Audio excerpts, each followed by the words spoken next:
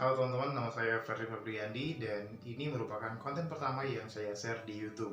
Dan ke depan saya akan share materi-materi yang berkaitan dengan bagaimana cara kita mengubah hidup lebih positif, lebih produktif, dan pada intinya bagaimana konten-konten yang saya share ini akan membantu teman-teman hidup menjadi lebih baik.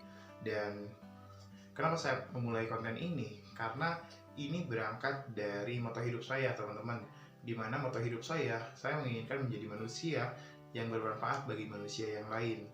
Dan saya yakin untuk menjadi manusia yang bermanfaat bagi manusia yang lain, itu kita memerlukan aksi nyata yang kita lakukan di dunia maya maupun di dunia nyata.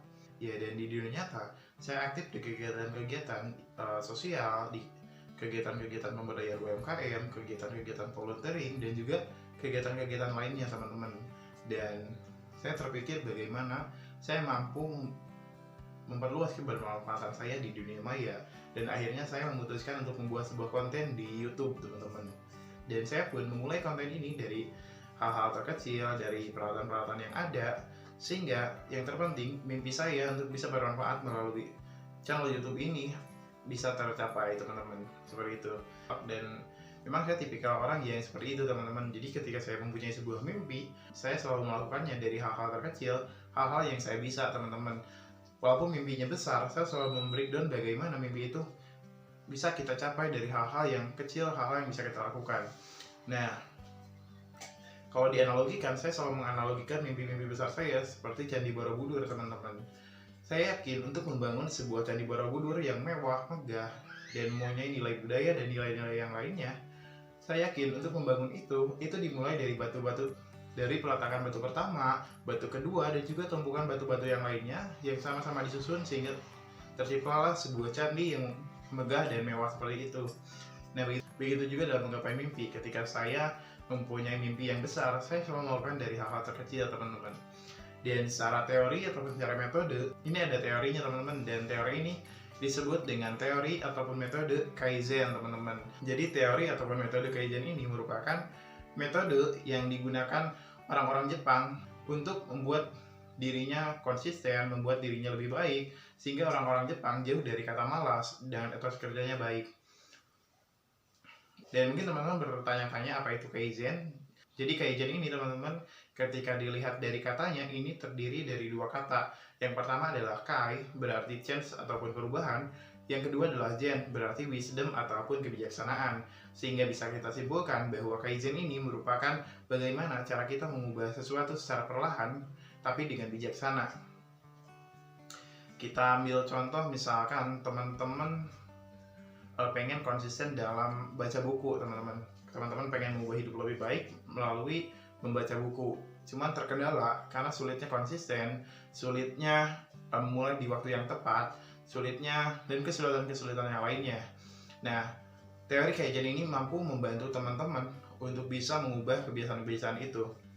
Yang biasanya ketika mau baca itu diundur-undur, jadi nanti, jadi besok, jadi lusa, dan seterusnya, akhirnya nggak baca-baca. Tapi dengan teori, ketika teman-teman menerapkan teori Kaizen ini, teman-teman akan terbantu sekali, teman-teman. Dan teori Kaizen ini juga dikenal sebagai teori 1 menit, teman-teman. Nah, bagaimana cara menerapkannya? Misalkan teman-teman pengen rutin membaca buku setiap hari. Nah, cobalah teman-teman lakukan 1 menit per hari di waktu yang sama dengan konsisten. Dengan catatan jangan ada distraksi apapun, itu teman-teman harus fokus. Misalkan teman-teman pengen baca buku setiap hari 1 menit, itu setiap jam 7 pagi sebelum berangkat ke kampus. Nah, cobalah teman-teman lakukan setiap hari di jam yang sama, di waktu yang sama, jam 7 setiap hari baca buku 1 menit per hari dengan fokus tanpa ada distraksi apapun. Dan ketika teman-teman mampu konsisten melakukan itu, teman-teman akan merasa hidup lebih baik, akan merasakan sense of progress atas apa yang teman-teman lakukan, dan ini juga akan melatih rasa tanggung jawab teman-teman gitu kan. Cobalah misalkan 1 menit per hari, dan cobalah teman-teman rasakan ketika nanti teman-teman mencoba ini, kadar dari keinginan teman-teman itu biasanya meningkat, teman-teman. Ketika biasanya 1 menit per hari teman-teman udah mampu untuk melakukan itu, biasanya kadar teman-teman untuk membaca itu waktunya selalu ditambah, teman-teman. yang awalnya biasanya setiap hari itu 1 menit, bisa saja di hari selanjutnya teman-teman mampu menambah waktu membaca teman-teman menjadi 5 menit per hari, dan di hari selanjutnya mungkin bisa juga menjadi 10 menit per hari, bahkan di hari selanjutnya mungkin bisa juga 20 menit per hari, dan juga seterusnya. Sehingga teori ini sebenarnya bikin kita ketagihan teman-teman, berawal dari 1 menit per hari secara konsisten, yang akhirnya bisa menjadikan teman-teman mampu membaca buku bisa sampai 1 jam per hari, 30 menit per hari, dan itu memang yang saya lakukan teman-teman. Dan teori ini merupakan teori yang sangat cocok sekali untuk kita bagaimana mengubah rasa malas kita, mengubah habit kita, dan teori ini merupakan jawaban dari setiap permasalahan-permasalahan kita untuk melawan rasa malas, untuk melakukan sesuatu teman-teman.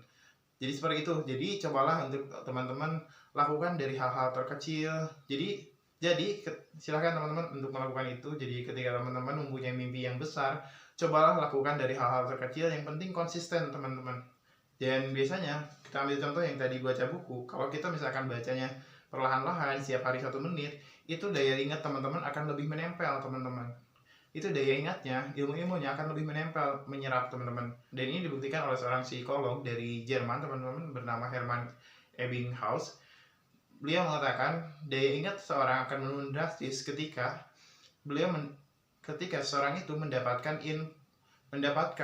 sebuah materi informasi yang seabrek-abrek dalam waktu yang sama, dalam satu waktu gitu kan, dalam satu waktu teman-teman. Dan itu memang saya rasakan juga teman-teman. Jadi cobalah teman-teman untuk melakukan dari hal-hal terkecil, dari hal-hal yang teman-teman mampu, teman-teman bisa, sehingga habit-habit positif yang teman-teman inginkan, mimpi-mimpi besar yang teman-teman inginkan, mampu secepat mungkin teman-teman realisasikan. Seperti itu teman-teman. Jadi seperti itu teman-teman teori mengenai bagaimana kita mengubah sifat malas dengan metode Kaizen. Dan di konten-konten selanjutnya saya akan share kepada teman-teman bagaimana sih tentang cara-cara lain, tentang bagaimana kita membangun habit, tentang apakah memang ada hari yang tepat untuk kita membangun habit, apakah kita untuk membangun sesuatu ada waktu yang tepat, ataukah apakah kita untuk membangun sesuatu perlu untuk membuat sebuah rencana, ataukah apakah benar habit itu terbentuk 21 hari, ada yang bilang 30 hari, ada yang bilang berapa hari, apakah itu benar? Dan saya akan bahas di konten yang berikutnya, dan juga saya akan membahas topik-topik lain yang pada intinya akan membantu teman-teman mengubah hidup lebih baik teman-teman. Jadi seperti itu teman-teman, materi yang saya share di konten pertama ini. Mudah-mudahan teman-teman mendapatkan insight yang cukup bermanfaat dari konten ini. Terima kasih dan sampai jumpa di konten berikutnya. Selamat mencoba ilmu baru ini teman-teman.